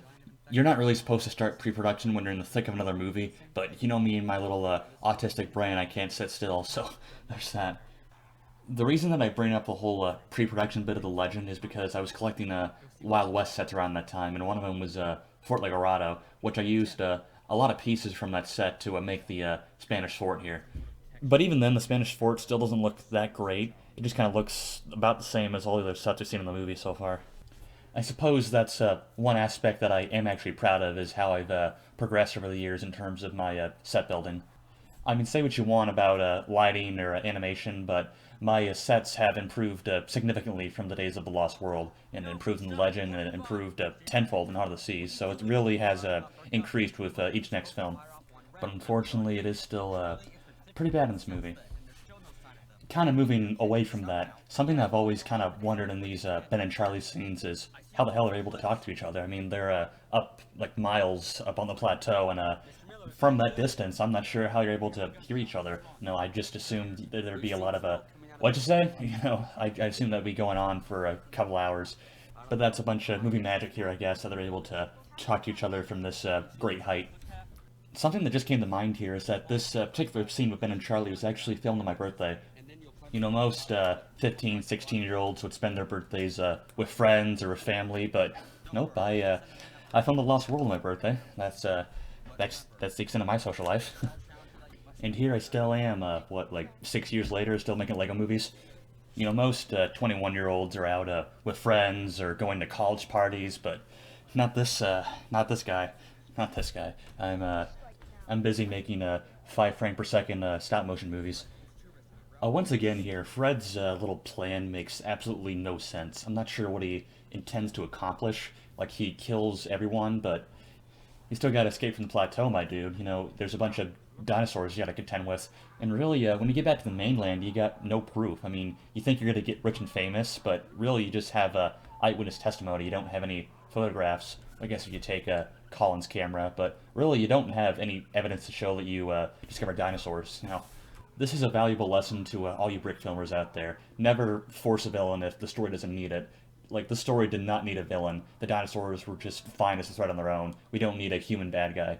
But, lesson learned, I guess. This whole sequence here of the Triceratops battling with the T-Rex was actually from the original 1925 film. The only difference is that in the 1925 film, it was a Acathamus battling the T-Rex and not a Triceratops. My paleontology knowledge is very limited, but I believe the Agathamas isn't a real species anymore. I think it was an older reconstruction, kind of similar to the Brontosaurus, where they took bones from real dinosaurs and kind of mishmashed them together to make a new species, which they discovered wasn't real. I don't know. I'm not really the best at these things, but I don't think it exists anymore. It admittedly would have been really cool to have Agathamas here, but unfortunately they are very obscure, and there aren't any action figures of them, so a Triceratops was definitely the more practical route in that regard. Looking back, I am not too proud of this fight scene here. Back when I shot it, I thought it was hot shit, but it doesn't look good now. As I mentioned previously in this commentary track, I was rewatching the movie a few days ago to kind of prepare myself for recording this, and I was surprised about how short this fight scene was here. I thought it went on for a lot longer, but I guess that's kind of the Mandela effect working on me.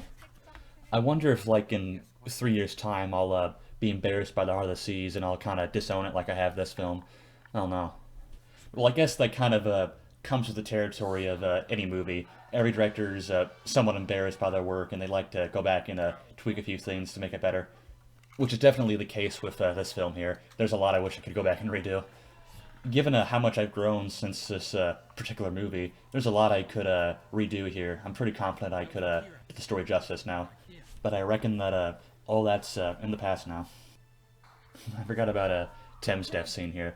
It's really brutal for a character with 5 lines. Don't know what I was thinking there. This brief little scene here of Challenger and his men deciding to take on the T-Rex was actually a reshoot.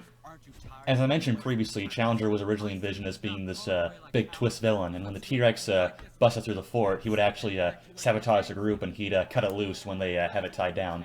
But I decided that was against his character, and so I gave that role to Fred. And so this scene here was kind of meant to explain why the group has a bunch of chains now. And also was meant to kind of redeem Challenger here in a sense, because Challenger's been kind of scummy throughout the entire movie. I wanted to show here that he may be morally gray, but he is no coward. Which I think is more in line with his portrayal in the book in the 1925 film. This whole section here where the T-Rex chases Mr. Miller, Mr. Brady here was actually a reshoot. This whole sequence kind of came to life during the editing process. Originally, after Challenger's big speech, I was going to smash cut to Mr. Miller and Mr. Brady arriving at the fort, but I decided that was a bit too abrupt. So I decided that I'd film this chase scene between the T-Rex and our two main characters here, and I think it bridges the transition a bit better.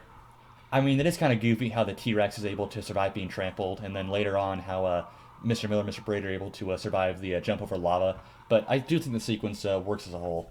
Or at least I had the right intentions. I'm not sure if it was really executed all that well. This little fight here between the Brachiosaurus and the T-Rex is a little unrealistic, let's say. I think the size difference alone is a contributing factor, but even if that was not the case, it would still kick his ass, which it does in the movie, but still, I think it would have probably killed him. I don't think the T-Rex would escape unscathed like he does in the movie, but whatever. Plot armor is a very important thing, kiddos. And speaking of, they're somehow able to jump over a river of lava here, which is a bit much, let's say. I've often heard it be said that lava's the biggest thing that movies get wrong, because I don't know the science behind it, but I'm pretty sure at some distance the human body will start to burn up if it gets too close to it. But of course they're able to survive that with no problem. It's just not an issue for them anymore. This whole section here of Fred locking the door was a reshoot filmed months after I had filmed the whole Fred quote-unquote rebellion scene. God, that sounds so stupid to say. Because I think I already mentioned that Challenger was supposed to have locked the door on Mr. Miller and Mr. Brady here, and then he kind of stalled for time, because he wanted the T-Rex to kill them all. And then I gave that role to Fred here, because it seemed a bit more appropriate. So I actually redubbed the footage of Challenger locking them out. In the redubbing, he's actually trying to get them in and not trying to keep them out. I had the right intentions in this scene, but I don't think the audio really matches up that well. But really, what does in this movie? The scene of the T-Rex here storming the fort was actually in the original short film. But I recut it for this version because in the short film, Challenger actually ran up to the chain and he cut it with a sword. But in this version, the chain just kind of flies off by itself, which I think works a bit better in this regard. This was another scene that I was surprised was so short. I remember it being a lot longer when I initially filmed it. It's the same case with the Triceratops scene. I just remember it being a lot longer. But in hindsight, I don't even think that the two sequences combined even last a minute. Another great example of my mind playing tricks on me. This little scene here was actually a reshoot. It was meant to kind of bridge the transition better from the T-Rex entering the fort to Fred's little rebellion, if you will. Because originally it cut right from the T-Rex leaving the fort right to Fred's mutiny here. So during the edit I said that doesn't quite work, and so I went back and refilmed a few shots. I even set up the direwolves a little bit, because in the original cut they just kind of come out of nowhere, but I made sure to introduce them a bit here. That stock footage there of the storm was in the trailer, and it was actually the first shot you ever saw on my channel, which is coming up, I think, on 7 years ago now. Jesus, I'm getting old. It's really amazing to see how far we've come since then. I don't think I would have ever imagined we'd be doing digital Krakens at any stage. All of our quote-unquote effects back then were all hand-drawn, and speaking of which, that bullet right there was something we were really proud of back then, but it just looks like shit now. I thought that was so cool when I filmed it, but it just, it's embarrassing now. These whales from Challenger here are pretty damn funny, I'm not gonna lie. They definitely sound like a 15-year-old trying to act like they're shot. Which I guess I succeeded in that regard. The moment was really meant to be more kind of tragic for Challenger, but it just it ended up being unintentionally comedic here. One of Arthur Conan Doyle's most popular characters is reduced to this state here. While this scene is playing out here, I'm going to talk about Fred and how his lines were just a pain to put in the movie. So nowadays, for my voice actors, I'm able to directly import files from Google Drive right into Stop Motion Studio, but that feature did not exist back in 2016, 2017, so you had to insert them in the Windows Movie Maker, which was a real challenge because you had to sync up the animation with the footage, or that doesn't make any sense, the audio with the animation. Sorry, my brain's fried. And anyway, sometimes the preview version on Movie Maker wouldn't be entirely accurate, so you'd have to wait until it was all rendered to see that footage, and most of the time it didn't sync up correctly, and so you have to go back and redo it frame by frame, which was just a huge pain in the rear. That's the reason that the animation doesn't sync up on Fred or Kevin Louie or even Major Hibbard, because they were voice actors that I didn't have direct contact with. Like, I couldn't really go over to their house and record lines like I could with Jack and Elliot. So all of their lines had to be added in later while I could directly edit Jack and Elliot's lines. I'm sorry if that was confusing. You probably followed none of that, but I just wanted to clarify a few things there. I've actually lost all contact with the voice actor of Fred. I don't know where he is or what he's doing now. I haven't heard from him in years. I hope he's doing alright in whatever he's pursuing. I wonder if he still has that Charlie Brown voice all these years later. Be interesting to see.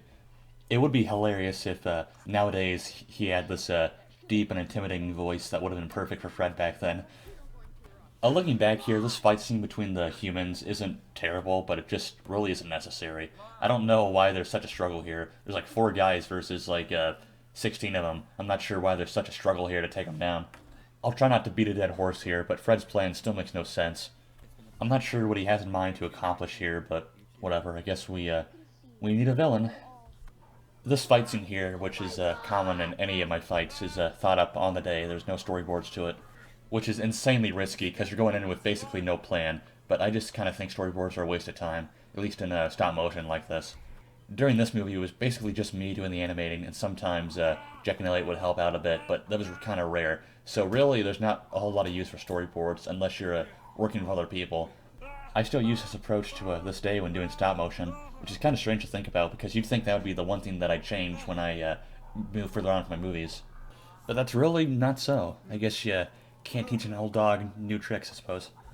I guess if I was doing something in live action, I'd actually storyboard, because I think that's a bit irresponsible to not do that when you're actually working with people, but when you're working with Lego people, I think it's perfectly acceptable to not go in with a plan.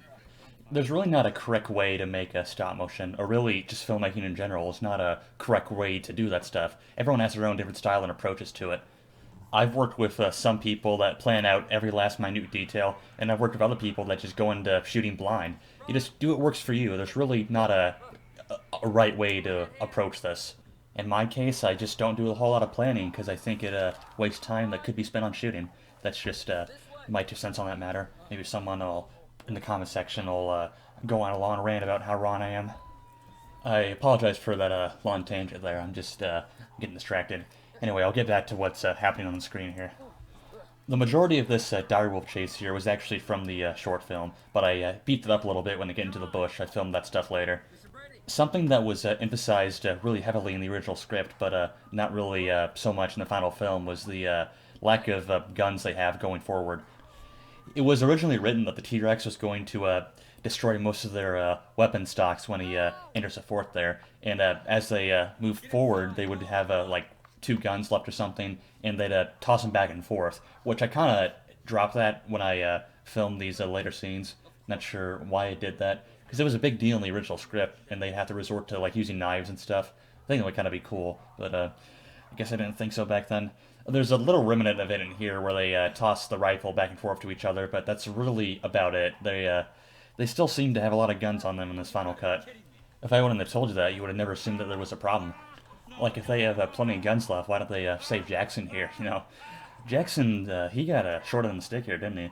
His death was a bit too cruel. He didn't do anything wrong. That death should have been given to Fred or someone else, you know? Not Jackson. He didn't deserve that. Oh, well, it's not like he was a likable character anyway. I mean, be honest, you're not going to get teary-eyed over Jackson here. You hardly remember his name. I mean, hell, you probably don't even remember half of the cast name. Something that I'm kind of bugged by now that I look back is that the direwolves here, they're not covered up with a brick. There's like a little gaping hole where a minifigure would go. I don't know why I didn't do that. It would have taken like 5 seconds to find a brick to cover them up. I don't know. It's weird. If I was doing this scene today, I would have played around with the nighttime setting a bit more, because this scene is supposed to take place during the night, but I would have played around with the lighting. I would have like had a scene where you could only see their eyes or something. I think that would have been really creepy, but I wasn't thinking of that at the time. As a matter of fact, I wasn't thinking for the entire production. I'm dying alone. What was a challenge here on this particular sequence was how they get away, because I didn't really film anything of that. I just kind of filmed them running away, and I felt it was a bit anticlimactic. So I reshot something here where they encountered a Stegosaurus. It works fine, I guess, and explains how they're able to run away from a herd of direwolves, but it's just kind of random. Like, he appears out of nowhere. I swear that all the creatures in this movie have the brain cells of an infant, because the moment they see another dinosaur, they go, oh, let's attack him, and let's not attack the defenseless humans who are clearly a better meal for us. Let's waste all our effort on this much bigger dinosaur here. No, it's no wonder they're extinct. This rain effect here was very interesting, because It was actually done on my iPhone. I know that kind of sounds weird because you would think it would be done on the computer, but nope, it's done on the iPhone, which is insane considering the technology back then. I think we had advanced so far as like action movie, like back then, the very basic effects. But now was able to find an app that did rain and downloaded it, and I put all the stop motion footage into it, and then I put it on Movie Maker. Sometimes your problems have easy solutions that are right in front of you. Now, of course, today we'd probably do this through Adobe After Effects or something, but back then we really didn't have anything like that. We were just basically using our phones and Windows Movie Maker. That's really about the extent of what we had. And this was before Elliot got into his whole VFX phase, so our resources were quite limited. If you want to get technical, you could make the argument that our resources are limited even now. Even all these years later, we're still using our iPhones to film stop motion with. So really, some things have changed and other things have really not changed. While I'm on this particular scene, I should probably talk about the stock footage here and clear something up. So these random cutaways were actually not to the sea. They were supposed to be of the river, and my dumbass didn't realize that rivers they don't cause big waves like that. So when it ever cuts to the shoreline of a beach, it was supposed to be implied to be the Amazon River. But that's just my dumb Midwest brain coming out there. I really don't know why I did that. I could easily just go onto YouTube and look up Amazon River stock footage and have done that. But for some reason, I just did the ocean. I don't know why. This shot coming up here of the moon over the ocean was actually taken from my hotel room in Biloxi, Mississippi when I went there for spring break. I just got out into my balcony one night and I got out my phone and said, that looks like a very pretty moon. So I took a picture of that and it's in the film. I really don't know why, but it's there. Another aspect about this whole scene of Ben and Charlie leaving is that I actually briefly considered filming a scene where they go back to the ship and they talk to Captain Lewis and tell him what happened to kind of raise the stakes of more hopelessness to our heroes and showing the ship leaving. But I decided against that because I had pretty much lost all communication with the voice actor of Captain Louis here, and I ultimately decided that the image of them leaving on the canoes was enough to hammer that in, so I just kept it at that. If only the same could be said about other sequences, such as this one here. This scene of them marching across the plateau here was not scripted. I think you can probably tell that. And I don't know why I filmed this. I just thought it might look cool, I guess, back then. But this just goes on forever. I mean, if there were any audience members left, they would probably be shifting in their seats and checking their watches by this point, you know? I suppose that a scene like this could work in theory if there were pretty visuals to go along with it, but there's not. There's just Lego base plates with not a whole lot of scenery on them. A lot of the stock footage that you're seeing here as they walk across the plateau was actually taken in Biloxi, Mississippi, or I guess more accurately, Ship Island, Mississippi, which is an island that's about, I think, 10 to 12 miles off of the coast of Biloxi. It just has nicer beaches, so my family and I went there for the day, and just got my phone and I filmed anything that looked visually appealing to me, and I put those in the film. Still not quite sure why I did that, but hey, I mean, 15-year-old does what a 15-year-old's got to do. I wish that I could go back in time and ask my younger self why I made these choices. I'm sure I'd get some very interesting answers. I wonder how I'd defend this scene here. Towards the end of the sequence here, you can just tell that I gave up on animating because it cuts to a still image of the plateau for like 20 seconds here, and it's really boring. I guess that's how you can kind of describe this film as a whole. It's just boring. The scene here where Mr. Miller gives a pep talk to the survivors was a rewrite. I just wanted to kind of show Mr. Miller as more of a leader in these last couple minutes here, because really he's kind of been an inactive character for most of the film. It would have been really cool to see him have an arc, like maybe start off as like a socially awkward and a really incapable sort of guy, but then he evolves into a leader over time as more and more people die, but really didn't do that here. He just kind of randomly appears as the big strong leader now. All of a sudden he's just really brave and really capable now. It really doesn't make a whole lot of sense, but I mean, what does in this movie? The scene is also kind of strange because it interrupts the pacing a bit, Because before this, all the characters are worried about the volcano, and you know, it's a go, go, go, you know, we gotta get to the plateau. And now, oh, now we can just stop and take a little rest and have a speech here. You know, it's fine. There's not a volcano to worry about. If I was a survivor here, I'd say, shut up, we gotta get the hell off the plateau. I don't want to listen to your speech. But apparently they're eating the stuff up and they're cheering. Now, despite me shitting on the sequence here, I actually do like the concept that Ben and Charlie have gone and they've kind of discovered that they're on their own now, and now the stakes are really high because they have this ticking clock and they gotta somehow climb down the whole plateau all by themselves. Because really before this moment, they would have needed Challenger's help at pretty much every turn. And when he dies there, that's really a wake-up call, because the thinking among them was probably, as long as Challenger's alive, things can't get too bad, right? But he's gone now, so you gotta really fill in those big shoes there and somehow find a way to stay alive. Which eventually only one of them manages to do. The scene here where the volcano erupts was actually the last thing that was filmed for the original short film. I filmed this in early August of 2016, and then from that point on I just took a step back and said, this isn't working, and so I went back and did all those rewrites. So this was really the last piece of filming that I did for the original script. Didn't really get much further than this. Now, looking back, I did have the right instinct on this sequence, because it is a really exciting climactic set piece here to have a volcano erupt and have the whole plateau to be in flames, but it's not really executed all that well. Because if you watch the original silent film, it's a very intense sequence. Like, everything's basically on fire and the characters barely make it out.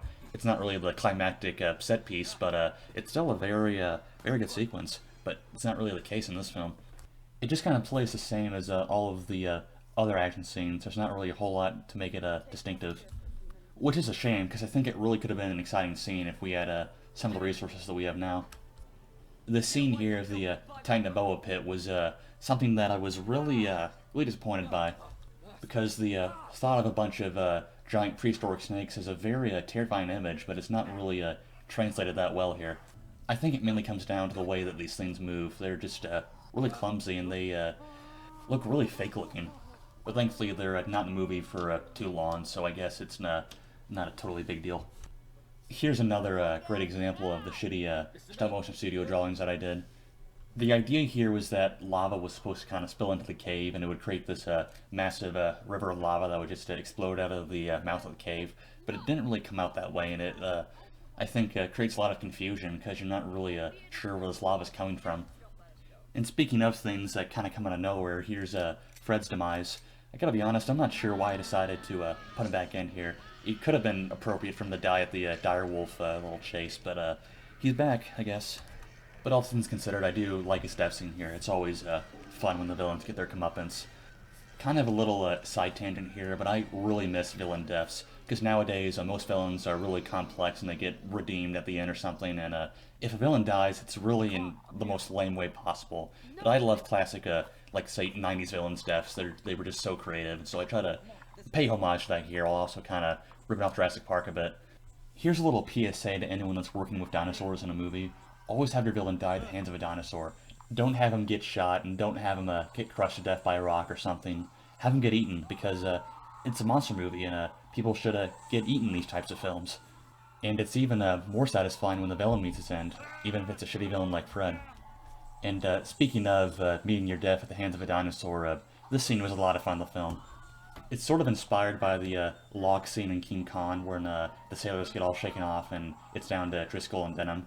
And it's kind of in the same spirit here. It was really fun figuring out these creative ways that these people could die. And it also reinforces the fact of how dangerous these dinosaurs are, because they can dispose of 10 men in like the span of a minute. But there is one thing that doesn't make a whole lot of sense here, and that's how the T-Rex is at the base of the plateau. How to get down there? And furthermore, how is he tall enough to reach these people on the cliff sides here? I mean, the T-Rex was big, but he wasn't that big. My god. This guy's enormous. But it's a movie, I guess, so who cares? One thing that is kind of confusing looking back is why is the storm stopped?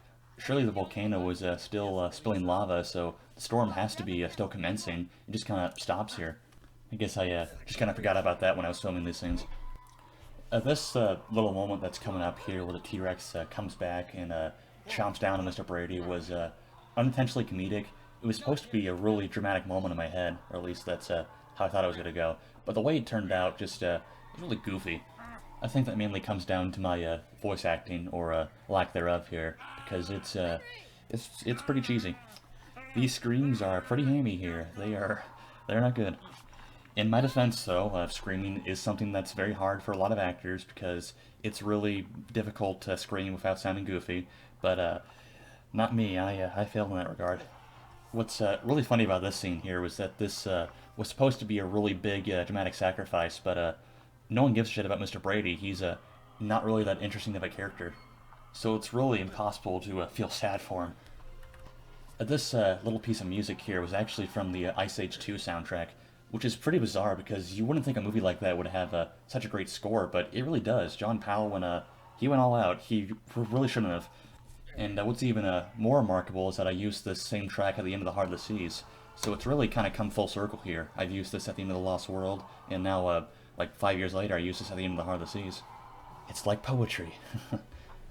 This climax here is very interesting because it went through a lot of different ideas and phases. Originally in the short film, it was supposed to be a brief scuffle between the Allosaurus and the T-Rex, kind of similar to the ending of the first Jurassic Park where the T-Rex comes in and does like a last-minute rescue. And it was always supposed to be this really short scene. I wasn't intending on this to be an elaborate battle, but that all changed in late 2016, I want to say, because I saw this the stop motion. I can't remember what it was called, but it was something to do with Jurassic World, and it involved a very extensive battle between a T-Rex and the Indominus Rex, and I thought that was really cool. So I wanted to close the movie like that. So I rewrote this entire final battle to make it a bit more exciting. But it actually almost wasn't filmed because we ran into a pretty big problem with the original setting for this fight. It was originally supposed to take place at the very base of the plateau, right next to all those cliffs there, but the issue came because we didn't have enough cliff pieces, and so I reconsidered the final fight and said maybe it'll work better if I go with the original option of just having it be a minor scuffle.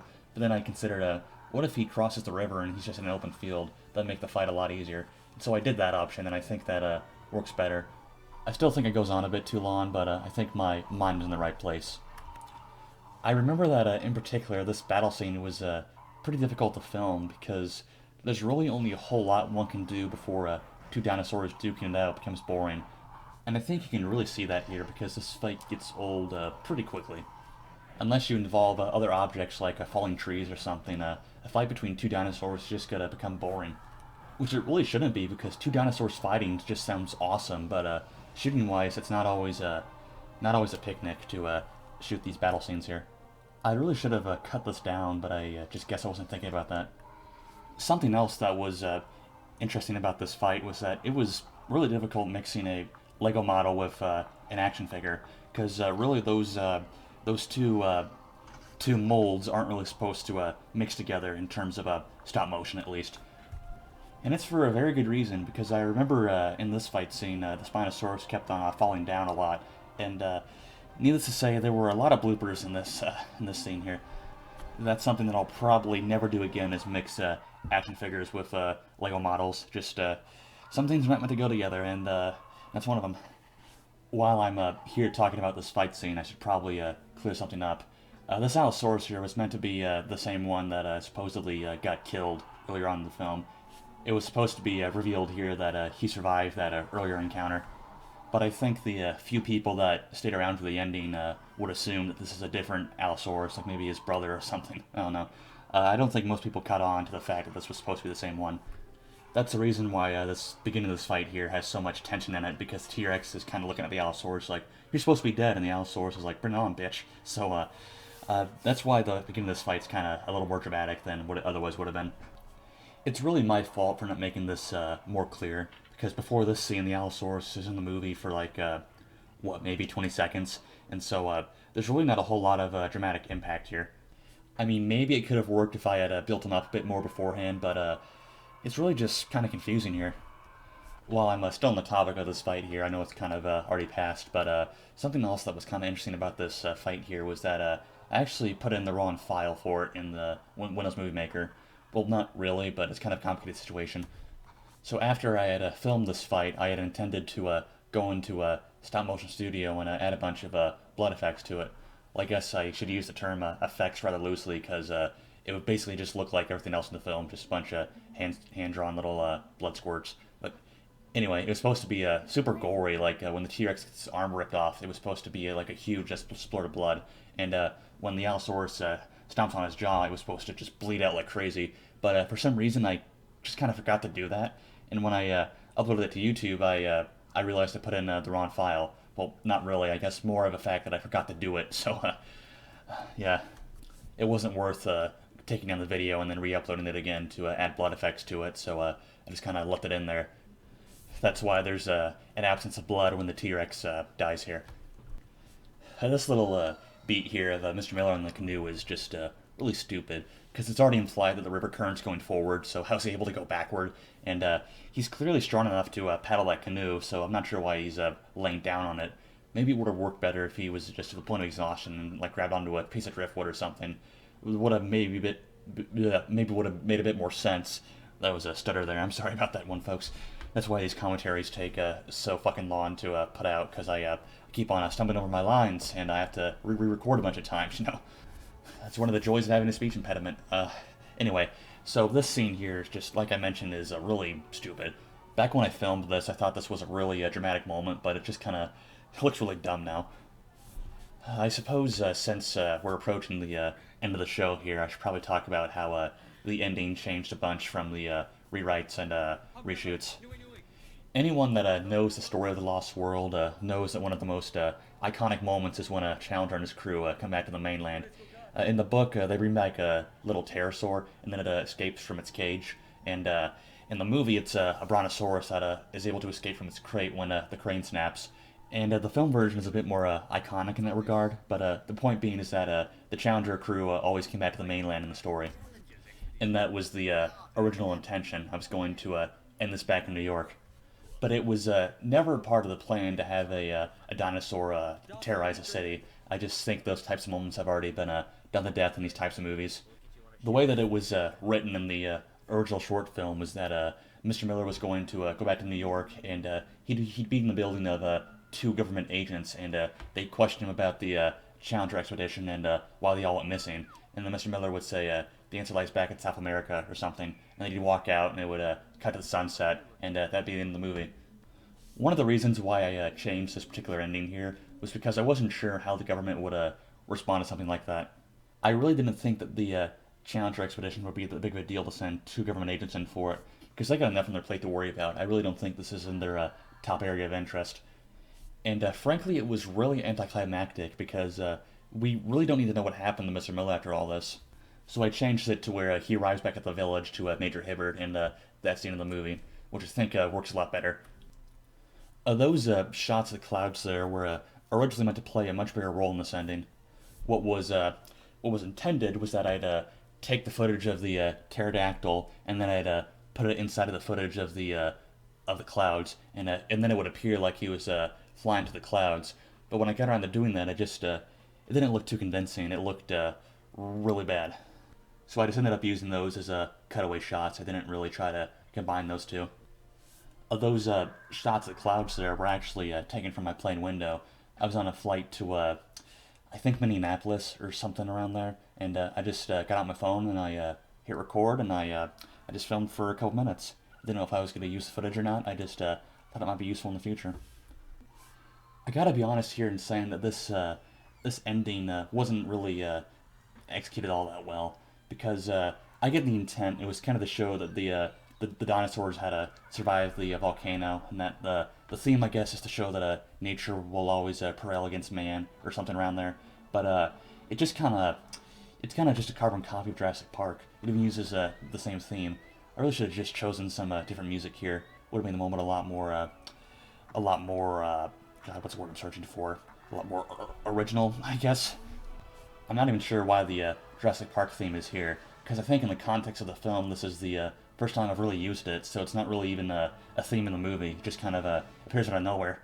There isn't really a Lost World quote-unquote theme, is there?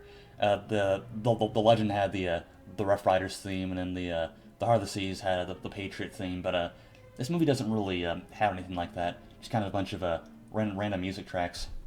Which I guess the majority of these random music tracks are from movies with dinosaurs in them, so I guess it's not totally inappropriate, but most of them are still pretty random. And here we are at the end credits. Yay. I guess now is the time where I'm supposed to reflect on the film and say something sentimental if that's possible. Doing this commentary was never on my list of top priorities, so to speak. I made the announcement video almost 2 years ago now, just because I was bored on one weekend during the whole COVID lockdowns. I just never got around to it. My attention was really more focused on The Heart of the Seas and getting that done. After the success and great response to that film, I decided to revisit The Lost World and see where my quote-unquote career originated from. We all have to start somewhere, and whether I like it or not, this will always be my first film. Understanding your past and kind of coming to terms with it in a sense can help you better understand your future as you move forward. As I start to venture out into the real world, putting stop motion behind me in a sense, I can see how much I've grown and refined my craft, so to speak, over the years. Each work I've done, I've gotten better and better. From doing a little cotton ball gunshots and little blood drawings to now doing completely digital krakens. This production was a real learning experience. I remember a great quote from somewhere that was something along the lines of, if you want to know the pains of filmmaking, try making a feature film all by yourself with no budget. And that really applies here. Whether it's stop motion or live action, a lot of the same problems are universal no matter which medium you're working with. This film is really a sad story because looking back, I feel I could have made this so much better. The Lost World is a really kick-ass story, and I feel like I just blew it here.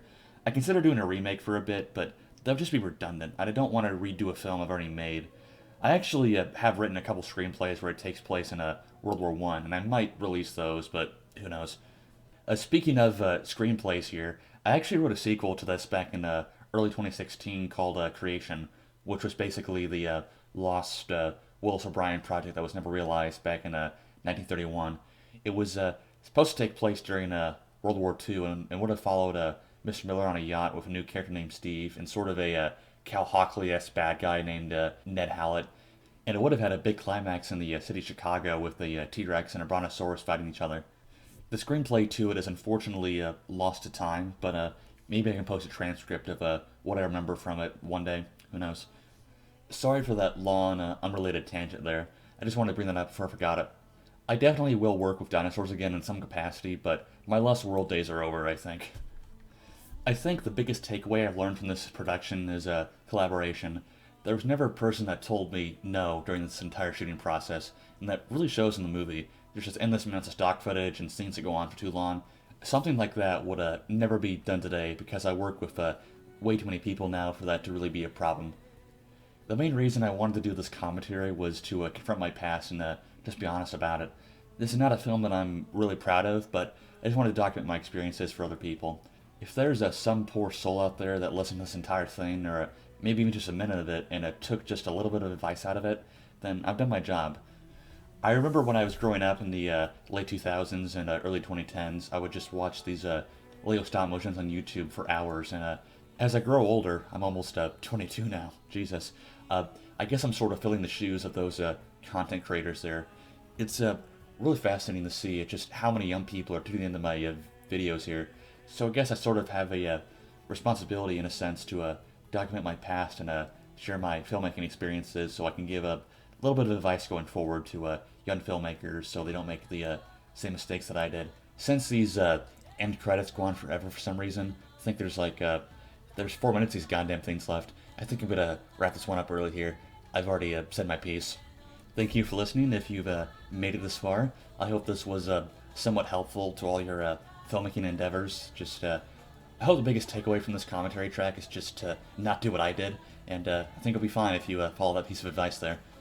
With that said, this is Thomas Brady, signing out.